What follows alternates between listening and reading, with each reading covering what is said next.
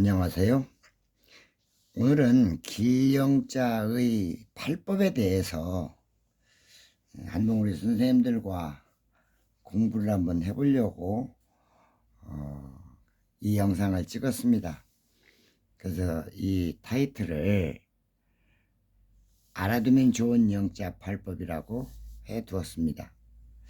자, 길영자의 8가지 흙을 팔법이라 하는 것은 우리가 다 알고 있는 것인데, 점, 측과, 한일, 늑과, 내려긋는 흙, 노와 비치는 적과 빛이 어울리는 이 책, 또 아래로 쭉 그어서 비치는 량 또는 략이라고도 합니다. 이 좌측으로 짧게 비치는 탁흙, 또 우측으로 쭉 유려하게 비쳐내리는 파 또는 책, 이렇게 다른 이름으로는 귀석, 오간, 철주, 해조, 호화, 서각, 조탁, 금도 각각 이런 말입니다. 귀석, 오간, 철주, 해조, 호화, 서각, 조탁, 금도 이렇게 별칭도 있다는 것을 말씀을 드리고, 오늘 시작하는 것은 한일을 먼저 한번 해보도록 하겠습니다.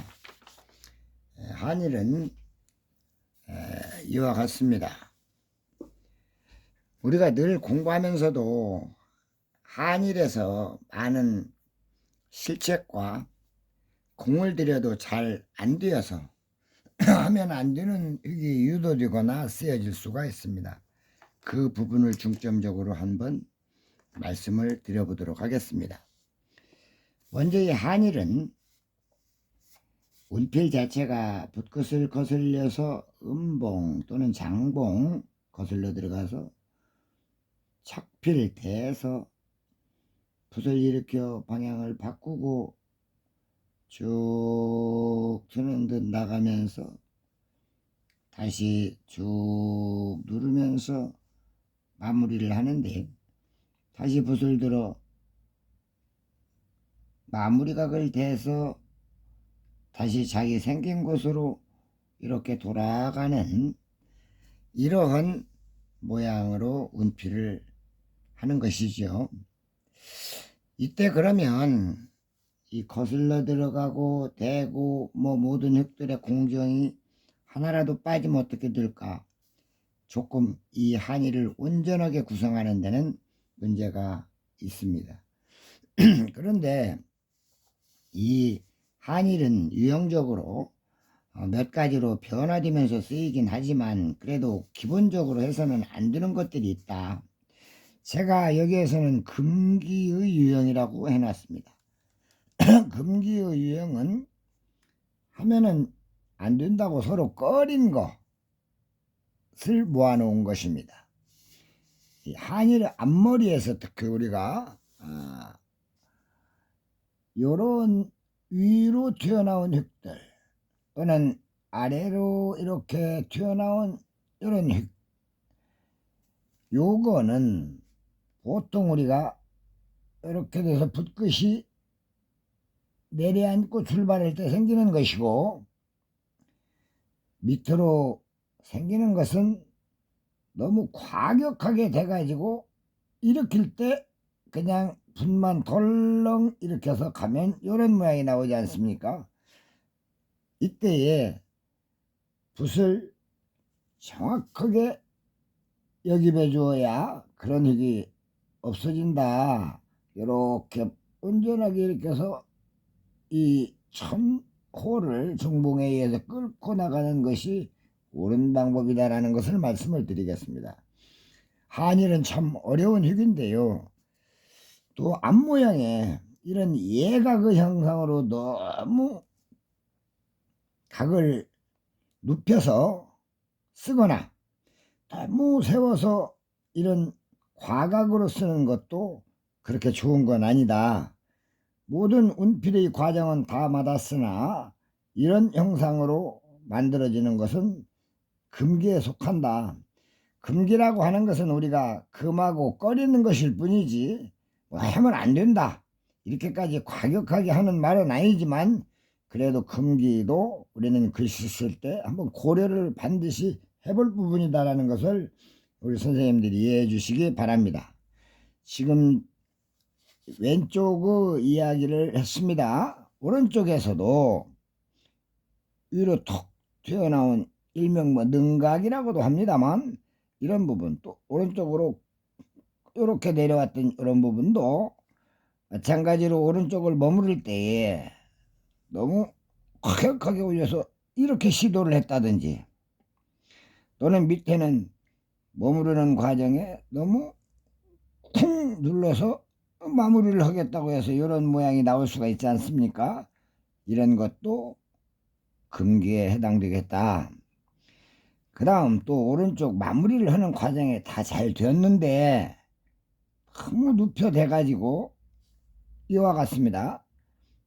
너무 느슨한 모양이 되거나, 또는 마무리는 잘 했는데 너무 세운 마무리, 앞에 너무 세워서 됐던 것과 또 유용한 것이겠습니다만, 이런 것도 금기에 속하는데, 그러면 어느 정도 각으로 되고 어느 정도 각으로 마무리를 하는 게 좋을까 라는 부분은 이 밑에서 잠시 후에 설명하겠습니다. 재미있는 것을 하나 해놨습니다. 지금 여기 이 글씨는 우아래 두께가 좌우에서 위에서 흐를 때 너무 같았다. 이거는 가장 긴 한일로 쓰여지는 데에서는 이것도 문제가 있다. 이걸 묵저라고 합니다. 묵저. 재미있는 이야기예요. 묵저는 먹돼지다. 다시 말하면 불효. 허리가 없다. 허리가 없는 것도 금기에 들어간다 라는 것을 지금 말씀드리는 것입니다. 그러면은 왜 요가 필요할까, 허리가? 자, 여기에서 설명을 드립니다.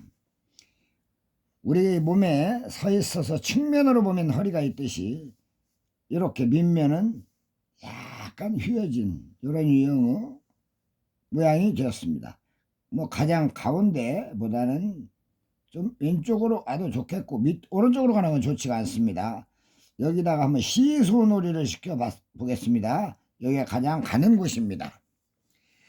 자, 요 시소놀이를 시켜 볼 때에 좌우의 무게가 같거나 오른쪽이 조금 큰 게 좋겠다. 예, 오른쪽이 좀 큰 겁니다, 결국은. 그리고 이 대는 각도, 머무리는 각도를 우리가 한번 고찰할 필요가 있습니다. 이 각은 우리가 좀 45도보다 약간 적은 듯하다. 적게. 마찬가지입니다. 이쪽도 마무리를 하는 것을 가능하면 45도보다 약간 적게. 만약에 크면 어쩔 거냐, 이런 현상이 됩니다. 이런 현상. 그리고 우리가 북위서를 공부할 때 조금 이런 과한 붓세움이 있었습니다. 지금 제가 말씀드리는 것은 당해의 기준에서 지금 말씀을 드리고 있고요. 아마 어느 해서든 간에 지금 이런 것은 거의 다 해당이 될 거라고 봅니다. 제가 지금 말씀드리고 있는 것은 제가 공부해 오면서 느끼고 배우고, 또 우리 고전에 있는 서법서에 나온 것을 참고로 해가지고 말씀을 드린다는 점을 말씀드리면서, 저의 이 말씀이 선생님들의 견해와 조금 이견이 있을 수는 있겠다는 것을 말씀드리겠습니다. 자, 그리고 여기에 있는 이 모양은 무엇이냐?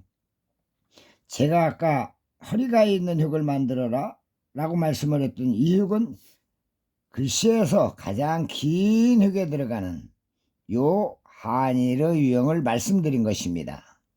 그러면 속삼자가 있는데 전부 다 요렇게 요 우회부로 이렇게 이걸 평부 중에서 복이라고 합니다. 복. 부라고도 합니다. 이거는 엎드릴 복자라고도 하고 절할 복자 뭐 이럽니다. 이런 식으로 다 구부려 놓으면 이 글자의 모습이 너무 획일적이라 좋지 않으니 요건 위로복에 써라. 우러르랑 이거는 정평으로 그어라 라는 말씀입니다. 평 또는 부라고도 합니다. 이렇게 휘도록 해라. 부 또는 복 이렇게 이야기하잖아요.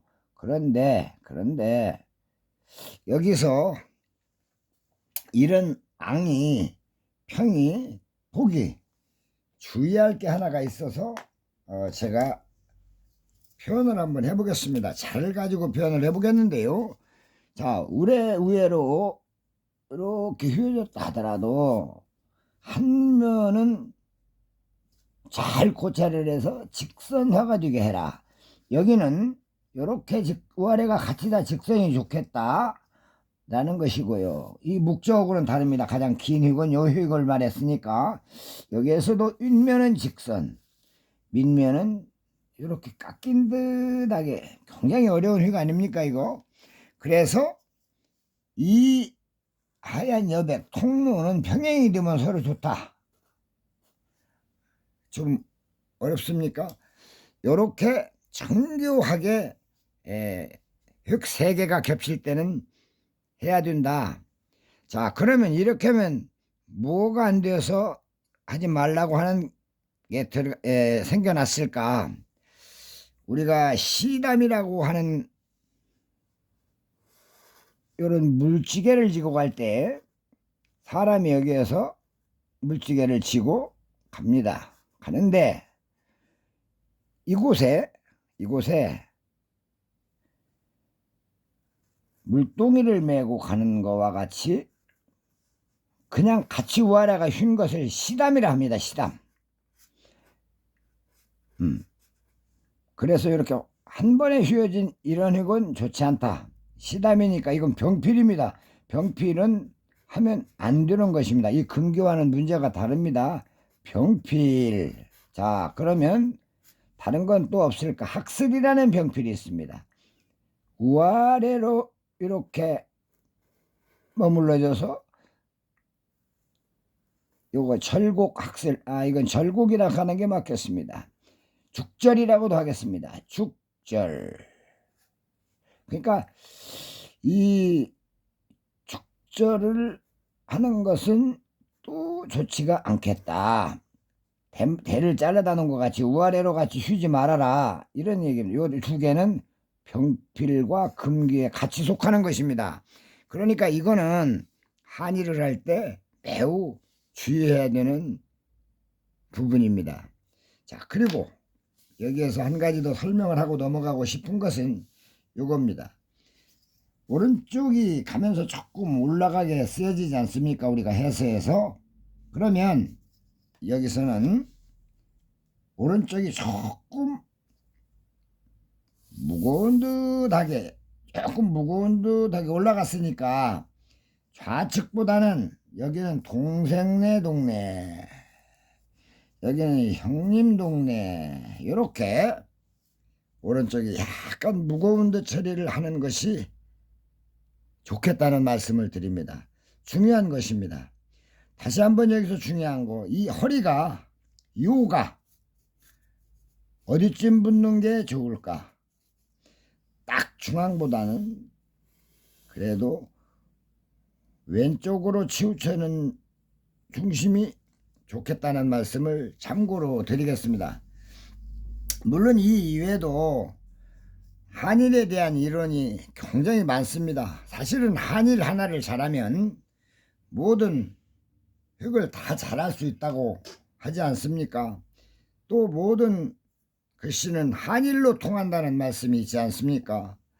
대략적으로 그 많은 이론 중에서 몇 가지를 골라서 말씀을 드렸는데 우리 선생님들 공부하시는데 참고가 되었으면 참 좋겠습니다. 이상과 같이 한일의 설명을 마치고 다음 회고로 넘어가 보도록 하겠습니다.